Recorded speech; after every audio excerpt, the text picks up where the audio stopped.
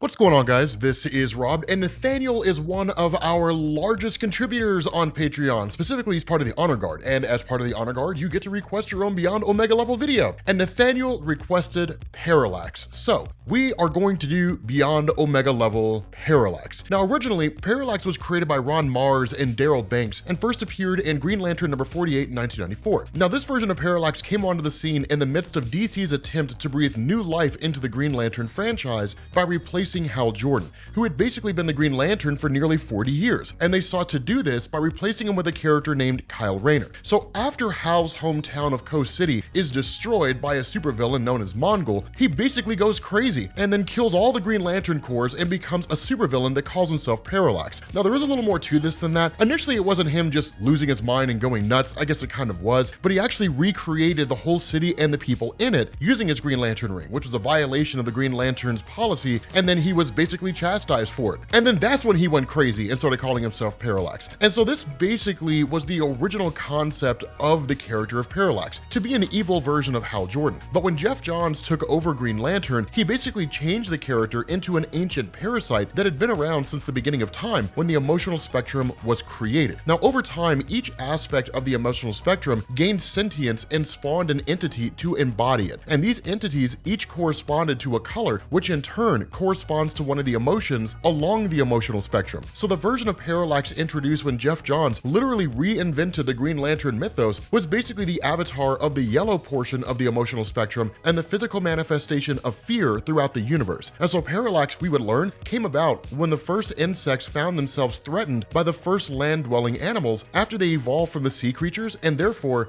felt fear for the very first time. Now, the first insect to actually feel fear would later on become Parallax, but many years later, he would be captured by the Guardians of the Universe and imprisoned for billions of years within the central power battery on Oa, a fact that the Guardians of the Universe would keep secret out of fear that someone would find out about Parallax and then try to free him. And so this is something we refer to as foreshadowing. We also found out during this time that Parallax, which came to be referred to as the Yellow Impurity, was responsible for the traditional weakness of the Green Lantern Corps against the color yellow, which made a lot more sense than just the idea that that specific color would be immune to the power of the Green Lantern ring, which was literally the idea back in like the 40s and 50s. It's just the color yellow. So presumably you could run up on the Green Lantern with like a Crayola crayon and then stab him in the face, and that's the end of the Green Lantern.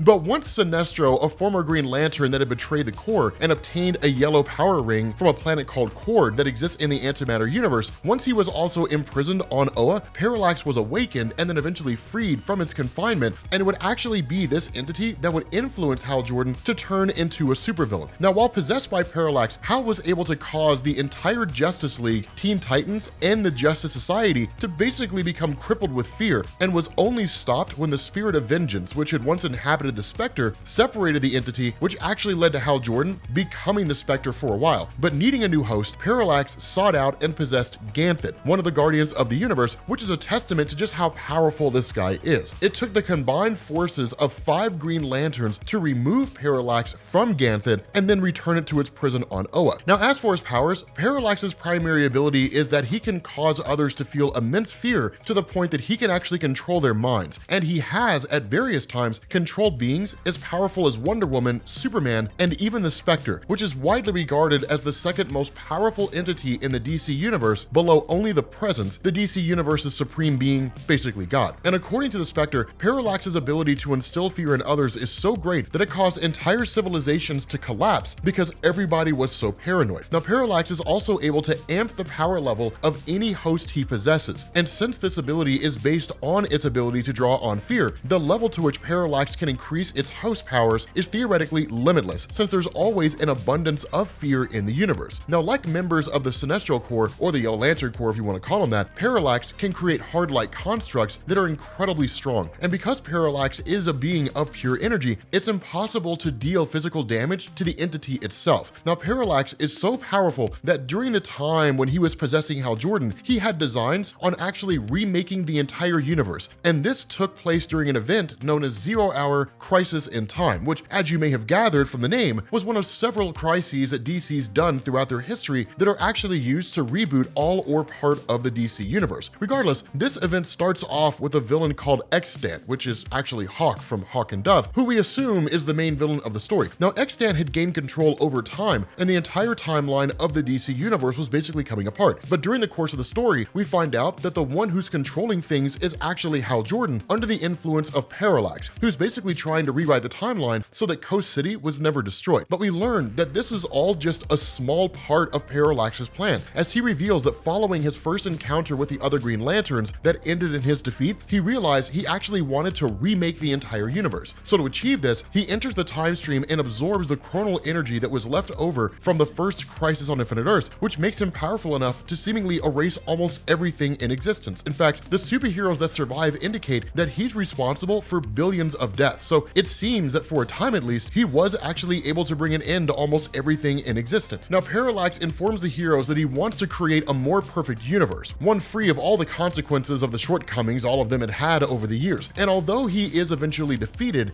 it takes the combined forces of some of DC's most powerful heroes, including Superman, Captain Atom, Dr. Fate, 2 Green Lanterns, and even the Spectre to defeat this guy. So that fact alone places Parallax well beyond Omega level, which isn't surprising because anytime DC sets up one of its crisis events, we can pretty much be sure that whoever the big bad of that event happens to be is going to be extremely powerful because they threaten the existence of the entire universe. And Parallax really came close to destroying a universe and remaking it according to his own will. I mean, technically, he did blink it out of existence and then bring it back, which is kind of how they use Zero Hour to fix a lot of the problems from Crisis on Infinite Earths. But regardless, he's definitely one of the most powerful beings in the DC universe. But with that being said, guys, we're going to bring this to an end. Thank you again, Nathaniel, for being a member of the Honor Guard on Patreon, and I will catch you all later.